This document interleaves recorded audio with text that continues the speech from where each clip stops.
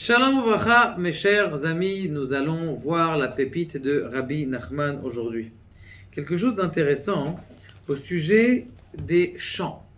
On entend aujourd'hui beaucoup de rock, beaucoup de rap, beaucoup de toutes les musiques comme ça. Comment ça se fait que il y a beaucoup d'écoute de ces musiques alors que des fois on écoute la musique, tu dis mais qu'est-ce qu'il y a dedans?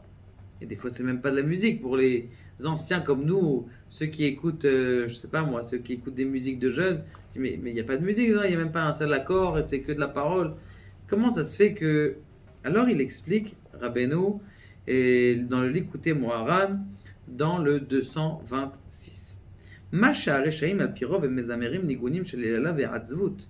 Ce que la majorité des mécréants, ils chantent dans les musiques de Yelala, de cri et de tristesse, qui aiment Bechinat Nishmat Erev Rav.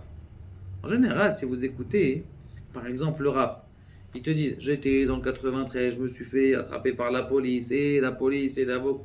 Ils parlent de tout ce qui s'est passé dans la banlieue. Ça me rappelle, la banlieue c'est Montrose, la banlieue c'est pas rose. Ça veut dire que quoi? Ça veut dire que Bémet, c'est toute la tristesse qu'il a, il la met à l'intérieur de la musique.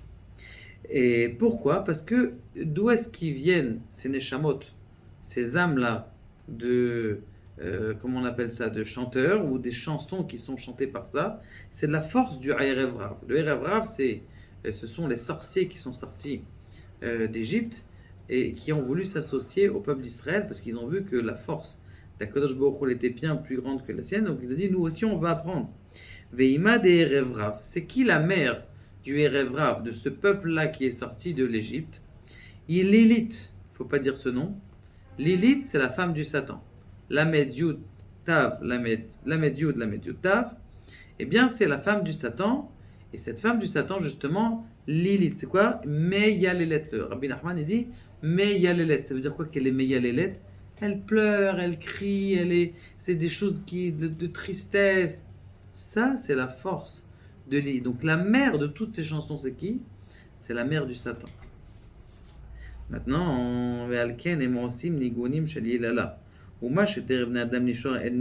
comment ça se fait que les gens, ils sont attirés par ça? Il y a des gens qui écoutent le rap et disent waouh, quelle musique extraordinaire! Comment ça se fait? Qui est Nikata Mimprinat, d'où est-ce qu'ils attirent leur force? Qui est Aine et Léa Rakot.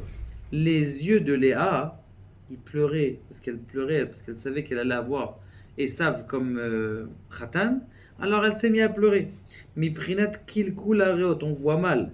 Miprinat Meorot Chaser, comme c'est marqué dans le début de la Torah, c'est marqué que les luminaires, il manque là-bas des mots. Au lieu que ce soit écrit Meorot avec des Vav, eh bien on écrit Meorot avec des que sans Vav. Et Miprinat Meorot. Moi chez Katoub, il y a Meorot Chaser. Dalilit, c'est qui cette lumière-là qui n'est pas lumineuse? C'est la force de la femme du Satan.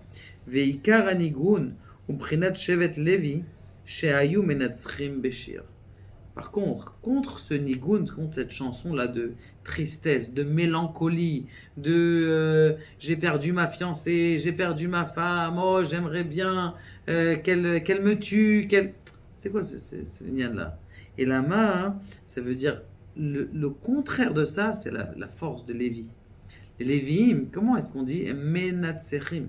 Menatzechim, aujourd'hui on dit, ça a été utilisé comme chef d'orchestre. Mais le mot Nitsuar, c'est justement que avec leur chant, ils arrivent à rabaisser cette force ils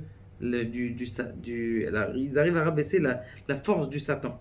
Ils arrivent à rabaisser la force du Satan. Or, malheureusement, on n'a plus de chansons des Lévi'im, en espérant, Be'ezrat Hashem, que le Beth Amikdash arrive, que ces chants reviennent et que le mal s'en va avec la tristesse et tous nos déboires. Baruch Adonai le'olam amen.